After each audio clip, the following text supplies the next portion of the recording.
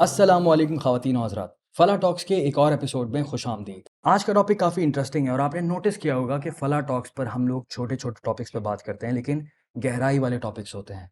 और आज का टॉपिक है कि व्हाई मी? मेरे साथ क्यों होते हैं सारे मसले? ये डिफ़िकल्टीज़, ये इश्यूज़, ये चैलेंजेस और इसका जवाब देंगे हमारे साथ मुफ्ती रिज़वानुल्लाह साहब। गुफ्तगू का आगाज़ करते हैं हम। अस्सलाम वालेकुम, कैसे हैं आप? वालेकुम अस्सलाम वरहमतुल्लाह। अल्हम्दुलिल्लाह, आप कैसे हैं? बेहतरीन, ज़बरदस्त। लास्ट टाइम आपसे मुलाकात हुई थी, जी, बिल्कुल। बहुत अच्छा पॉडकास्ट हुआ था हमारा अल्हम्दुलिल्लाह, और उम्मीद करता हूँ कि आज भी बड़ी ज़बरदस्त किस्म की हमारी कॉन्वर्सेशन चलेगी। अच्छा, इंशाअल्लाह। मेरा सवाल बड़ा सिंपल सा है, वो ये है कि ये मैं अपने लिए कर रहा हूँ कि ये थॉट आती है कभी-कभी, छोटे इश्यूज़, बड़े इश्यूज़, कि यार मेरे साथ क्यों हो रहा है ये डिफ़िकल्टीज़ इतनी सारी क्यों हैं, ये चैलेंजेस क्यों हैं? और बहुत परेशानी होती है। तो ये प्रॉब्लम्स आती हैं, थॉट इस तरह की क्यों जनरेट होती है? बिस्मिल्लाहिर्रहमानिर्रहीम। सबसे पहले तो थैंक यू सो मच, आपने इनवाइट किया और बहुत अच्छा टॉपिक आपने चूज़ किया और इनफैक्ट कि आज लोगों को इसकी बड़ी ज़रूरत है, इस बात को समझने की। हम इसको यूँ भी अगर देखें दानियल भाई कि हमारे पास इसी बात को समझने का एक पर्सपेक्टिव और भी है। एक पर्सपेक्टिव तो ये है कि ये तकलीफ़, ये परेशानी मुझ पर ही क्यों आई? हुँ, हुँ। और एक पर्सपेक्टिव ये भी है कि मुझ पर जब अल्लाह ताला की जानिब से मुख्तलिफ़ इनामात हैं, अल्लाह ताला की नेमतें हैं जो मेरे ऊपर हैं, मैं हर नेमत के ऊपर भी तो ये सोचूँ ना कि ये मुझ पर ही क्यों है? कितने ही लोग हैं दुनिया के अंदर जो आँखों से बीना नहीं है, नाबीना है, तो मुझे ही क्यों अल्लाह ने आँखें दी? अल्लाह ने मुझे सुनने के लिए कान अता फ़रमाए, तो ये सिर्फ़ मैं ही क्यों ऐसा हूँ कि जिसको अल्लाह ने अता फ़रमाए? दुनिया में बहुत सारे लोग हैं जो सुन नहीं सकते। अल्लाह ने दिमाग अता फ़रमाया, अक़ल अता फ़रमाई है, तो मुझे ही क्यों अता फ़रमाई? ये इनाम मुझ पर ही क्यों हुआ? तो व्हाई मी का सवाल जो है ना, ये दोनों साइड पे हमें सोचना चाहिए। जब कभी भी शैतान हमें मायूसी की तरफ लेके आए हुँ, हुँ। और डिप्रेशन और एंग्ज़ायटी की तरफ लेके आए और जब ज़हन में ये बात आए कि जी ये परेशानी मेरे पर ही क्यों? फ़ौरन जो है वो मैं समझता हूँ कि हमें कॉइन को फ्लिप करना चाहिए और फ़ौरन ये देखना चाहिए और समझना चाहिए कि मुझ पर अल्लाह ताला की नेमतें कितनी हैं। हर इंसान के ऊपर अल्लाह ताला की बेतहाशा नेमतें हैं। वइन तउद्दू बेशक, निअमतल्लाहि ला तुहसूहा। बेशक। तुम अल्लाह की नेमतों को गिन ही नहीं सकते। हुँ, तो जो इतनी सारी नेमतें हैं, तो उन नेमतों को सामने रखते हुए बंदा ये सोचे तो ये सवाल खुद ब खुद मैं समझता हूँ कि आधा एड्रेस हो जाता है कि व्हाई मी? कि यकीनन अल्लाह ताला हमें आज़माते हैं, ये अल्लाह की जानिब से आज़माइश होती है। एक हदीस मुबारक है, नबी अलैहिस्सलातु वस्सलाम ने फरमाया, इज़ा अहब्बल्लाहु कौमन इब्तलाहुम।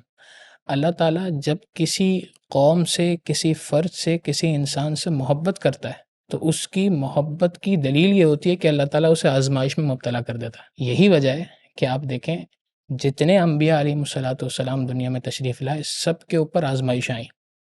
फ़िज़िकल टॉर्चर भी हुआ, मेंटल टॉर्चर भी हुआ। हर तरह की आज़माइशों से तमाम अम्बिया को गुज़रना पड़ा। नूह अलैहिस्सलाम का किस्सा कुरान करीम के अंदर है कि कौम ने क्या कुछ उनको नहीं कहा, कि उनको अपनी सफाई देनी पड़ रही है। या कौम लैसा बी ज़लालतुन वलाकिन्नी रसूलुम मिर रब्बिल आलमीन, या कौम लैसा बी सफ़ाहतुन वलाकिन्नी रसूलुम मिर रब्बिल आलमीन, कि ए मेरी कौम, मैं बेवकूफ़ नहीं हूँ, मैं अहमक नहीं हूँ, मैं गुमराह नहीं हूँ, मैं तो बल्कि अल्लाह की जानिब से भेजा हुआ रसूल हूँ, पैगम्बर हूँ। खुद नबी अलैहिस्सलातु वस्सलाम को भी क्या कुछ नहीं कहा गया। यानी फ़िज़िकल टॉर्चर तो एक तरफ है जो ताइफ़ के मैदान में और इस तरह के बहुत से वाक़यात हैं। लेकिन मेंटल टॉर्चर भी दिया गया कि जहाँ साहिर कहा गया, जादूगर कहा गया, दीवाना कहा गया, बहुत सारे इस तरह की बातें की गईं। तो हमें सबसे पहली चीज़ तो ये समझनी चाहिए इस मौज़ू पे गुफ्तगू करते हुए कि अल्लाह ताला की जानिब से जो आज़माइश आती है, ये आज़माइश असल में बंदे को अल्लाह से करीब करने के लिए आती है। बेसिकली आज़माइश का अगर ये पर्सपेक्टिव आपने पर्सपेक्टिव वाली बात बड़ी अच्छी की, क्योंकि पर्सपेक्टिव चेंज करना भी मुश्किल काम है, जी, बहुत बिल्कुल। मुश्किल काम है। जब किसी के ऊपर कोई भी आज़माइश आई हुई होती है, बहुत मुश्किल होता है पर्सपेक्टिव चेंज करना। लेकिन हमारा बात करने का मकसद ही है कि बात हमारे दिल तक पहुँच जाए और बाकी लोगों के दिलों तक पहुँच जाए कि कोशिश कीजिए पर्सपेक्टिव चेंज करने की। क्योंकि जब आप पर्सपेक्टिव चेंज करते हैं, तो आपका नज़रिया पूरा पूरा चेंज हो जाता है। एग्ज़ैक्टली ऐसी आपको है। चीज़ें मुख्तलिफ़ तरीके से दिख रही होती हैं। बिल्कुल ऐसी आपको कोई भी आज़माइश जो है वो बजाय आपको अज़ाब दिखे, आपको वो मोहब्बत दिखेगी। है। जी। और ये एक बड़ी अजीब-सी सोच है, हमने आज़माइश की बात की। आपकी सोसाइटी में सोच होती है बहुत सारे लोगों की, अगर किसी के ऊपर ज़्यादा बड़ी आज़माइश होती है, तो वो उसको नेगेटिव पर्सपेक्टिव से लेते हैं और कहते हैं कि अल्लाह मुझ पर शायद अज़ाब नाज़िल फ़रमा रहा है या मेरी कोई हुँ, बहुत बड़ी गलती होगी। मेरा कहना ये है कि अगर आपके दिमाग में इतना सा गिल्ट भी आ रहा है, तो फिर तो आप अल्लाह के करीब हो रहे हैं। ऐसी है। कैसे कहते हैं आप हमसे आज़माइश को और किस तरह से देखते हैं आप? आज़माइश असल में जैसे मैंने अर्ज़ किया कि आज़माइश असल में अल्लाह की जानिब से इस वजह से है कि इंसान को अल्लाह ताला पॉलिश करना चाहते हैं। आगे बढ़ाना चाहते हैं। बड़ी छोटी-सी अगर हम एक लेमैन एग्ज़ाम्पल देखें ना, छोटा बच्चा होता है, तो 6-8 महीने के अंदर वो क्रॉलिंग करना सीख लेता है। बिल्कुल।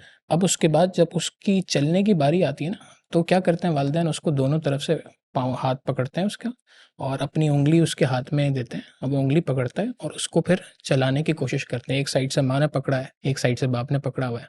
अब बच्चा कब बसा औकात पाँव रख रहा है, कभी सीधा रख रहा है, कभी टेढ़ा रख रहा है, कभी इस तरह से रख रहा है और जब ये पाँव रख के आगे बढ़ रहा है बच्चा, तो उसमें वो रोता भी है, वो चीखता भी है। ज़ाहिर है उसके ऊपर एक आज़माइश है, उसके ऊपर एक परेशानी है इस वक़्त पर आई हुई है कि वो उसकी टाँगें इस काबिल इस वक़्त पे नहीं है कि वो चल सके। लेकिन उसके बावजूद उसके माँ-बाप उसको चला रहे हैं। कोई बंदा ये नहीं कह सकता उस वक़्त पर कि जी माँ-बाप उसके ऊपर ज़ुल्म कर रहे हैं, बल्कि माँ-बाप उसको उस वक़्त एक आज़माइश की भट्टी से गुज़ार रहे हैं और ये गुज़ारने का मकसद बुनियादी तौर पे ये है कि ये बच्चा चलना सीख जाए, अगले फ़ेज़ में चला जाए।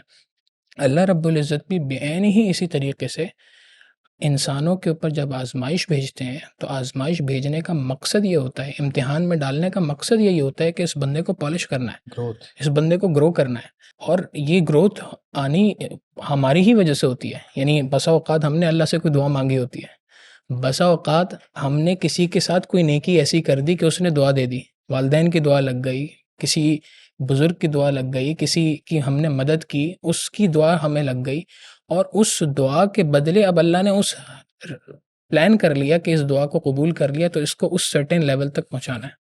तो जब उस सर्टेन लेवल तक पहुँचाना है तो उस पहुँचाने के लिए यकीनन अल्लाह की जानिब से कुछ आज़माइशें इसीलिए आई हैं कि ये पॉलिश होगा, इस रास्ते से गुज़रेगा तो ये वहाँ तक पहुँच जाएगा। आखिरत के एतबार से भी और दुनिया के एतबार से भी। एक और बात मैं करना चाह रहा हूँ कि आज़माइश की हम बात करते हैं और बात करते हैं कि अल्लाह ताला कभी-कभी मोहब्बत भी करते हैं हमसे, बहुत ज़्यादा मोहब्बत करते हैं, कभी-कभी अपने से करीब करने के लिए भी आज़माइश जी, वाला हमारे ऊपर फ़ेज़ आता है। अब जब हम लोग जब कुर्बत की बात करते हैं तो उसमें रहमान और रहीम का कॉन्सेप्ट भी आता है। बिल्कुल ऐसे ही है। आप इसको किस तरह से देखते हैं? अल्लाह ताला की सिफ़त है, रहमान भी है और रहीम भी है। रहमत करने वाला है, उसकी रहमत सबके ऊपर आम है। मुसलमानों पे भी है, नॉन मुस्लिम्स पे भी है, सबके ऊपर है उसकी रहमत। और अब जब अल्लाह ताला की जानिब से ये आज़माइश आ रही है, तो ये आज़माइश भी असल में अल्लाह ताला की वही सिफ़त रहमानियत और सिफ़त रहीमियत का ज़ुहूर है। वही सिफ़त है, मैंने जैसे आपको एग्ज़ाम्पल दी ना कि अगर माँ-बाप बच्चे को चलाने की कोशिश कर रहे हैं, तो कोई दुनिया का बंदा ये नहीं कहता उस वक़्त पे कि माँ-बाप ज़ुल्म कर रहे हैं। बल्कि अगर बाप बच्चे को छोड़ दें तो कहेंगे ये ज़ुल्म कर रहे हैं। तो एग्ज़ैक्टली इसी तरह से अल्लाह रब्बुल इज़्ज़त भी इंसान को चलाते हैं, इंसान को आगे बढ़ाते हैं और ये उसकी सिफ़त रहमानियत है, उसे आज़माइशों की ज़ंजीरों में डालता है और उसको अपने करीब करता है।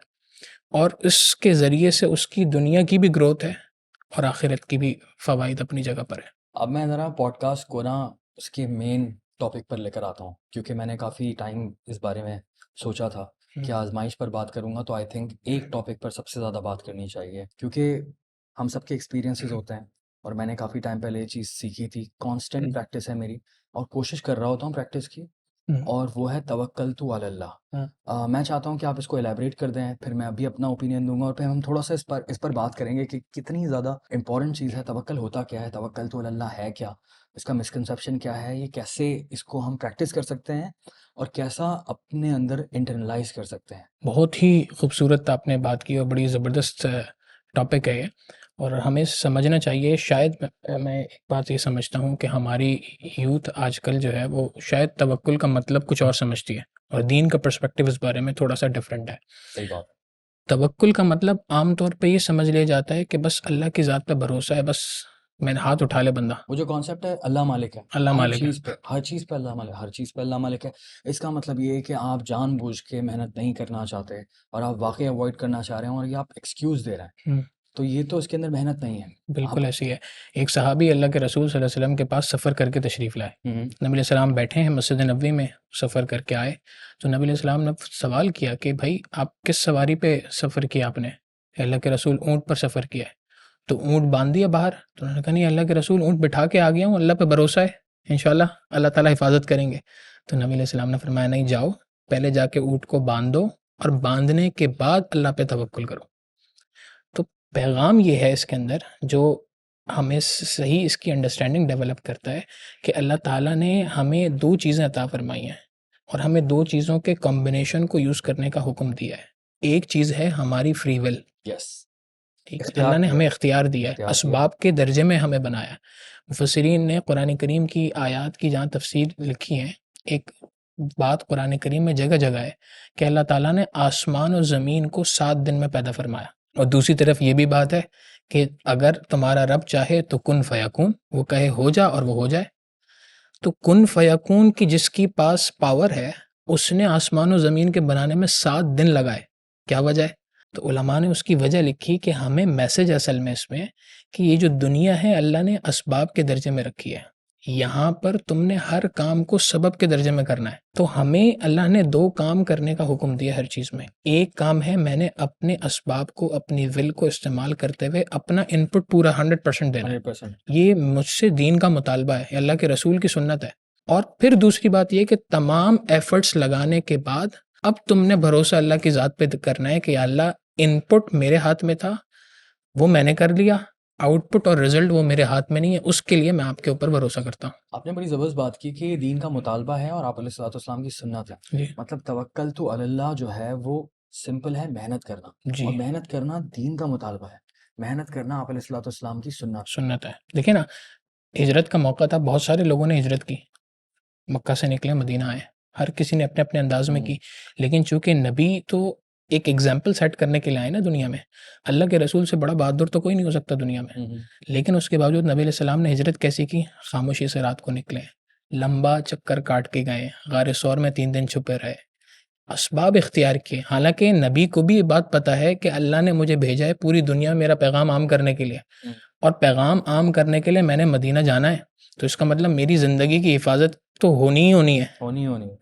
बिल्कुल। उसके बावजूद नबी असबाब सारे इख्तियार कर रहे हैं, सारे असबाब इख्तियार कर रहे हैं। मुझे और आपको पैगाम देने के लिए, हम अपनी उम्मत को पैगाम देने के लिए है कि अल्लाह रब्बुल इज़्ज़त के यहाँ तवक्कुल इस चीज़ का नाम नहीं है कि बस तुम सब छोड़ के, जैसा आपने अभी कहा कि जी अल्लाह मालिक है, देख हुँ। लेंगे। ये हरगिज़ मकसद नहीं है, बिल्कुल बल्कि सही बात। मकसद ये है कि तुम अपना 100% लगाओ, अपनी सारी एफ़र्ट्स लगाओ, अपनी मेहनत पूरी करो, मेहनत करने के बाद नतीजा अल्लाह की ज़ात पे छोड़ दो।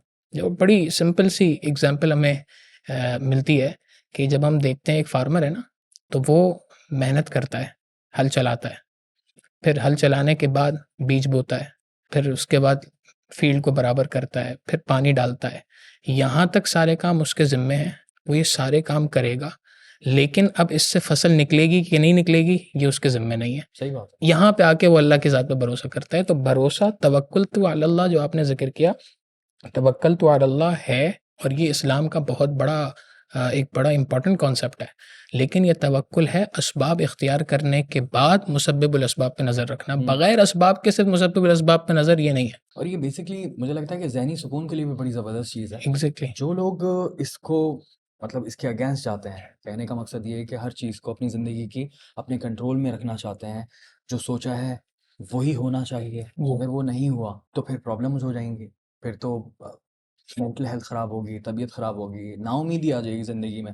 लेकिन मैंने यही चीज़ लर्न की है कि जब मेहनत कर रहे हैं, पूरी मेहनत कर रहे हैं और अपना 100% नहीं 200% दे रहे हैं, इतना दे रहे हैं कि जितना आपको पता है कि इसमें आप 100% सक्सेस मिलेगी आपको। लेकिन सक्सेस पूरी की पूरी जो रिज़ल्ट है वो पूरा अल्लाह के हाथ में होना चाहिए। वो एक अनसर्टेन होता है, आपके हाथ में नहीं होता कि आपका काम बनेगा ही नहीं बनेगा, क्योंकि ज़िंदगी में कोई भी चीज़ आपके कंट्रोल में नहीं है, ये समझना बड़ा ज़रूरी होता है। और बिल्कुल। मुझे लगता है कि तवक्कल तो अल्लाह का कॉन्सेप्ट ही यही है, ज़िंदगी गुज़ारने का पूरे कॉन्सेप्ट के अंदर आ जाता है कि हमने पूरी ज़िंदगी में जो भी मेहनत की होती है, तमाम तर रिज़ल्ट्स तमाम तर रिज़ल्ट्स अल्लाह के हाथ में दे देंगे, तो आसानी हो जाती है। बिल्कुल ऐसी है। अल्लाह ताला ने सूरह यूसुफ़ के अंदर जो यूसुफ़ अलैहिस्सलाम का किस्सा ज़िक्र किया पूरा, अगर मैं यूँ कहूँ हमने अपने जब अब तक जितनी बात की वो सारी बात उसके अंदर कवर होती है। सैयदना याकूब अलैहिस्सलाम बाप हैं, और उनको बताया जाता है कि तुम्हारा, आपका बेटा जो है, हमारा भाई, वो गुम हो गया और उसको भेड़िए ने खा लिया है। हुँ, हुँ। कमीज़ ला के दिखा दी जी, कि जी इसके ऊपर जो है वो खून लगा हुआ है खून और लगा हुआ देख है। लें। अब याकूब अलैहिस्सलाम जानते हैं, समझ रहे हैं इस बात को कि ये कैसा भेड़िया था कि जिसने बच्चे को खा लिया, कमीज़ छोड़ दी। हुँ, हुँ। तो समझ रहे हैं वो भी बहुत अच्छे से। लेकिन उसके बावजूद उन्होंने क्या कहा? फ़सब्रुन जमील, सब्र इख्तियार किया। अच्छा, अब सब्र इख्तियार किया तो सब्र, वही बात कि सब्र और तवक्कुल सिर्फ़ इस चीज़ का नाम नहीं है कि बस बैठ गए चलो मैंने सब्र इख्तियार किया। बल्कि उसके बाद क्या किया? मुसलसल उन्होंने या अपने बेटे यूसुफ़ अलैहिस्सलाम की को ढूंढने के अंदर लगाया। मुसलसल ढूंढ रहे हैं। बच्चों को भी एहसास हुआ एक वक्त पे आके कि हमने अपने भाई के साथ गलती की। अब जब गलती का एहसास हुआ तो अब वालिद के पास आते हैं, वालिद से माफ़ी मांगते हैं। अब वालिद फिर भेजते हैं उनको, और ये बहुत लंबा टाइम गुजर चुके हैं, दरमियान में 20 साल गुजर चुके हैं। और वालिद उस वक्त पे भी उनसे कहते हैं कि जाओ जाके यूसुफ को ढूंढ के आओ। असबाब पूरे इख्तियार किए जा रहे हैं, भेजा जा रहा है, वो जा रहे हैं, सारी कोशिश की जा रही है।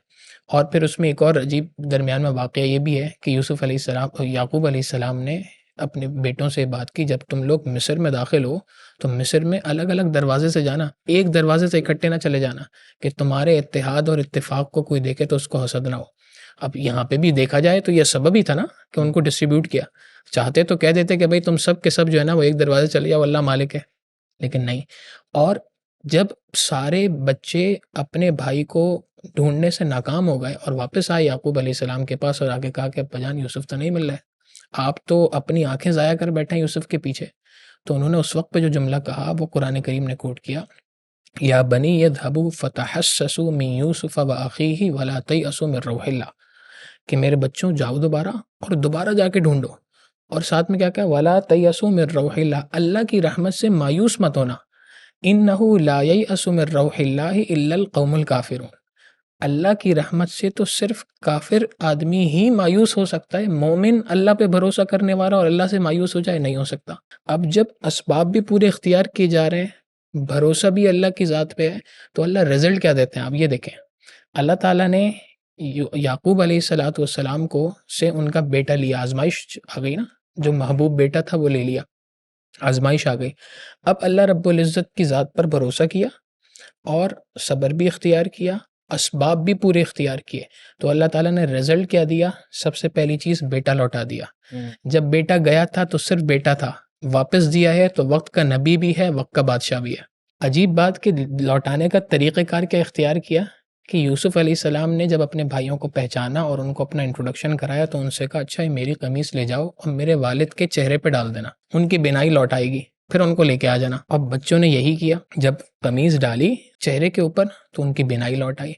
तो मुफस्सिरीन ने लिखा कि अल्लाह ताला की जानिब से पैगाम था कि चूँकि तुमने मेरी आजमाइश पे सब्र भी इख्तियार किया, तुमने उस मेरी ज़ात पे भरोसा भी किया और जो असबाब इख्तियार करने थे वो भी किए, तीनों काम चूँकि किए, लिहाजा जिस सबब से मैंने तुम्हें गम दिया, वो सबब क्या था? कमीज़ का आ जाना शुरू में। तो जिस सबब से मैंने तुम्हें गम दिया, उसी सबब से मैं तुम्हें खुशी लौटा रहा हूँ, और खुशी दुगना तुगना करके लौटा रहा हूँ कि लिया सिर्फ बच्चा था, वापस दिया, बेटा भी है, वो जवान भी है, वो वक्त का नबी भी है, वक्त का बादशाह भी है। आई थिंक ये बहुत अच्छी एग्जांपल है पावर ऑफ तवक्कल तो अल्लाह के हवाले से जी। कि कितनी ताकत है इस तवक्कल के अंदर। ये तो अंबिया पर जिस तरह से गुजरी हम कंपैरिजन भी नहीं कर सकते, लेकिन हम अगर कुछ सीख लें तो बहुत ज़बरदस्त इंपॉर्टेंट सही बात होती है।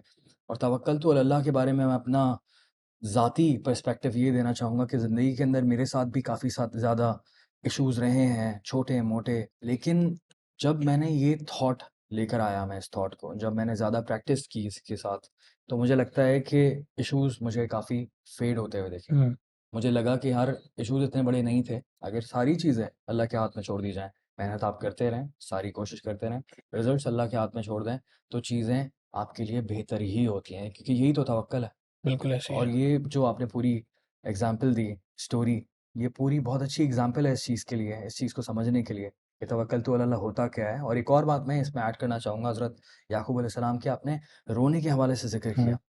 तो ये भी एक मिसकंसेप्शन है कि जो सैडनेस आती है, जो डिफ़िकल्टीज़ आती हैं, उसमें फिर रोए नहीं, ये दूसरा नज़रिया आ जाता है। तो इस खास तौर पे मर्द होके रो रहे हो। मर्द होकर कैसे, ये तो पॉसिबल नहीं है मर्द हुए। इसमें देखें बात ये है कि कुरान करीम हमें, अच्छा माज़रत आपकी बात को मैं कंटिन्यू करके फिर जवाब देता हूँ। प्लीज़। इसमें बाज़ लोगों का ये भी पर्सपेक्टिव होता है कि भाई अगर तुम रो रहे हो तो इसका मतलब तुम सब्र तो इख्तियार नहीं कर रहे। ये बात तो है, हाँ। ये भी लोग समझते हैं।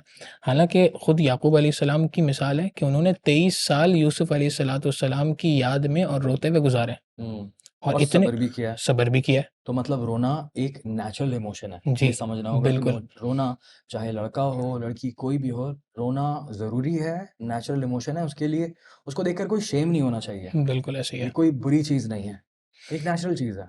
बिल्कुल ऐसे ही है। और हमें मिसाल इसकी हदीस में मिलती है कि अल्लाह के रसूल सल्लल्लाहु अलैहि वसल्लम के एक साहबज़ादे हज़रत इब्राहीम रज़ी अल्लाह तआला अन्हु, उनका 2 साल की उम्र से कुछ कम पहले इंतकाल हो गया।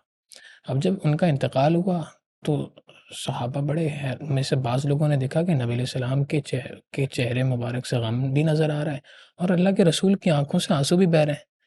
तो एक सहाबी ने इस पर सवाल कर लिया, "ए अल्लाह के रसूल, आप भी रो रहे हैं?" तो नबी सलाम ने जवाब दिया कि हाँ। अल्लाह के रसूल सल्लल्लाहु अलैहि वसल्लम ने 3 बातें इरशाद फरमाई। फरमाया, "अल ऐनु तदमा वल क़ल्बु यहज़ुन व इन्ना बिफ़िराक़िका या इब्राहीम लमहज़ून" कि हाँ, हाँ, मेरा दिल बहुत गमगीन है, मेरी आँखें बह रही हैं और ए इब्राहीम मैं आपकी याद में बहुत ज़्यादा गमज़दा हूँ। तो पैगाम दिया है कि तवक्कुल, सब्र इस चीज़ के अगेंस्ट नहीं है कि इंसान की आँखों से आँसू नहीं निकल सके, तो इमोशन है।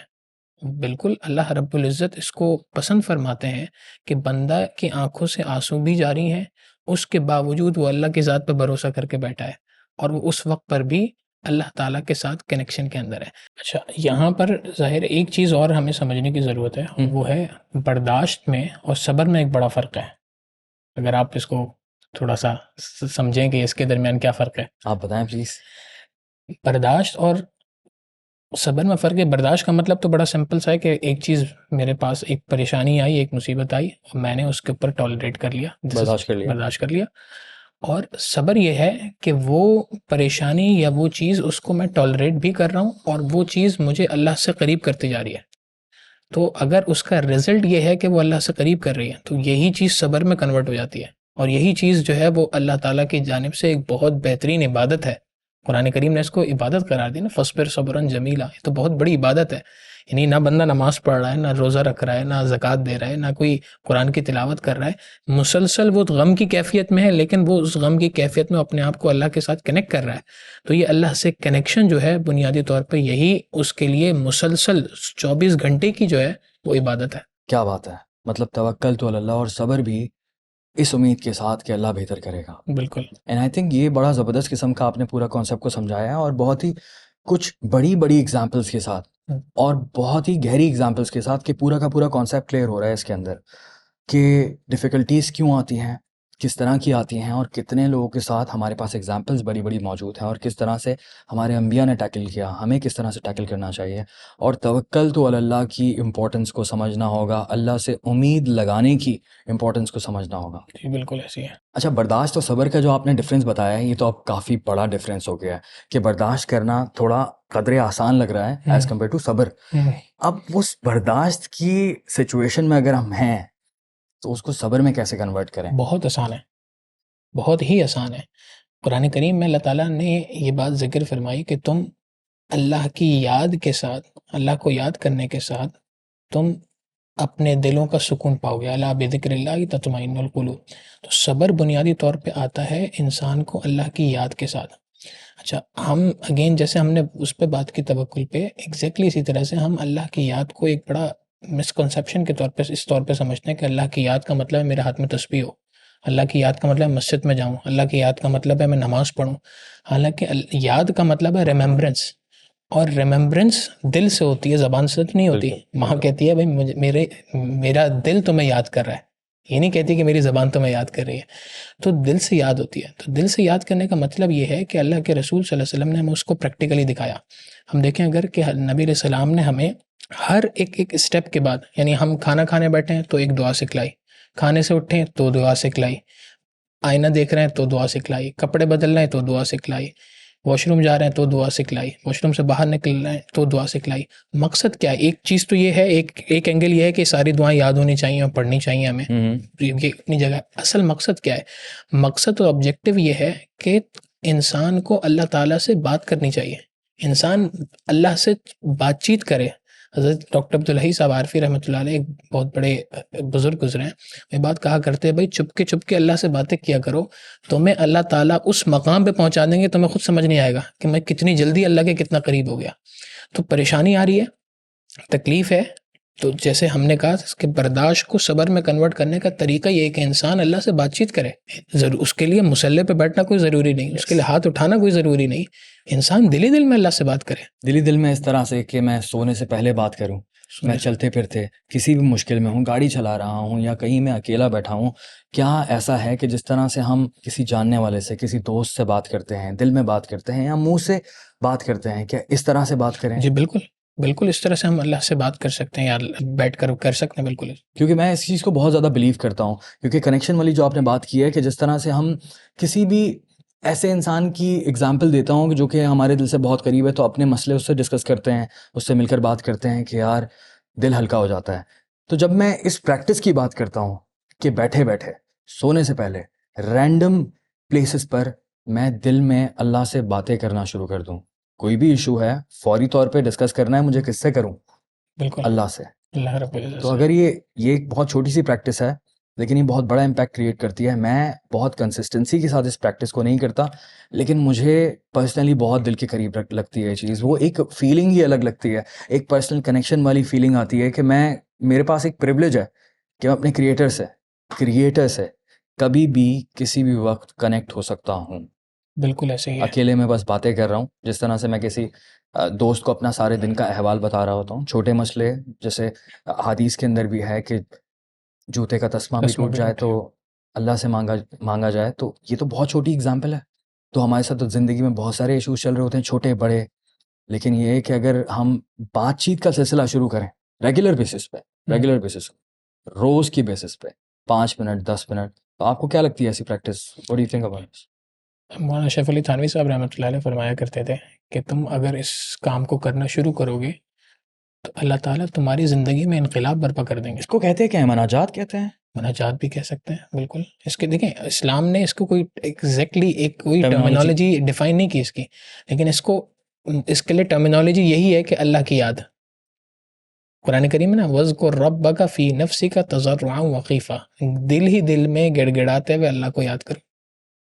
तो ये दिल ही दिल में अल्लाह को याद करना यही है कि इंसान अपनी परेशानियाँ, अपनी जो हमने पूरा वाक़या वो किया हज़रत याकूब अलैहिस्सलाम का, तो याकूब अलैहिस्सलाम ने जो जुमला कहा है, वो क्या था जो कुरान करीम में अल्लाह ताला ने कोट किया, इन्नमा अश्कू बस्सी व हुज़्नी इलल्लाह, ए अल्लाह मेरे गम, मेरी परेशानियाँ, मेरी तकलीफ़ें मैं सब के सब आपको सुनाता हूँ, मैं क्या आपके बात है! सामने पेश करता हूँ। खूबसूरत, वेरी तो खूबसूरत। बस हम अपनी परेशानियाँ, अपने गम दूसरों को बजाय इसके कि हुँ, दूसरों को बताएँ हुँ। जिनके पास सॉल्यूशन नहीं है, हम उस ज़ात को बताएँ जिसके पास हर चीज़ का सॉल्यूशन है। किसी ऐसे को बताएँ जिनके पास सॉल्यूशन भी नहीं है, फिर वो आपका मज़ाक भी उड़ाएँगे। जी, चांसेस हैं, हाई चांसेस हैं। आपको बदनाम भी कर सकते हैं, आपको नीचा दिखा सकते हैं हुँ, और आप ही की प्रॉब्लम आपके खिलाफ इस्तेमाल कर सकते हैं। बिल्कुल। कितने सारे रिस्क आ गए। और अगर ये थॉट प्रोसेस चेंज कर दिया जाए और अल्लाह से डायरेक्ट बात करने की कोशिश की जाए, तो आई थिंक बहुत बेहतरी होगी। और अल्लाह ताला, मैं तो दुआ करता हूँ कि मैं भी इसकी सबसे ज़्यादा प्रैक्टिस करूँ, ज़्यादा से आमीन, ज़्यादा प्रैक्टिस करूँ। इंशाल्लाह अल्लाह ताला इस्तिक़ामत दे। आमीन। और मैं आप सब लोगों के लिए भी दुआ करता हूँ इंशाल्लाह।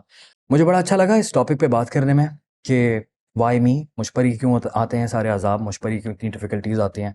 और आपने बहुत अच्छा एक्सप्लेन किया। बहुत-बहुत शुक्रिया। जज़ाकुमुल्लाह, थैंक यू सो बहुत-बहुत मच। शुक्रिया, बहुत-बहुत शुक्रिया। बहुत अच्छा समझाया आपने। बड़ी एग्ज़ाम्पल्स, छोटी एग्ज़ाम्पल्स, और हम लोगों ने बड़ा डिटेल में डिस्कस किया। अल्हम्दुलिल्लाह, मैं उम्मीद मुसल्लत करता हूँ दोबारा से हमारी मुलाकात होगी इंशाल्लाह। इंशाल्लाह, इंशाल्लाह इंशाल्लाह। अज़ीज़, थैंक यू। आज बहुत कुछ सीखने को मिला। ये टॉपिक मेरे दिल के बहुत करीब है। तवक्कल अल्लाह। अल्लाह ताला मुझे और ज़्यादा प्रैक्टिस करने की तौफ़ीक अता फ़रमाए और आप सबको भी इस चीज़ के ऊपर अमल करने की तौफ़ीक अता फ़रमाए, विच इज़ तवक्कलतु अलल्लाह। खुश रहें, दुआओं में याद रखें। फ़ी अमानिल्लाह।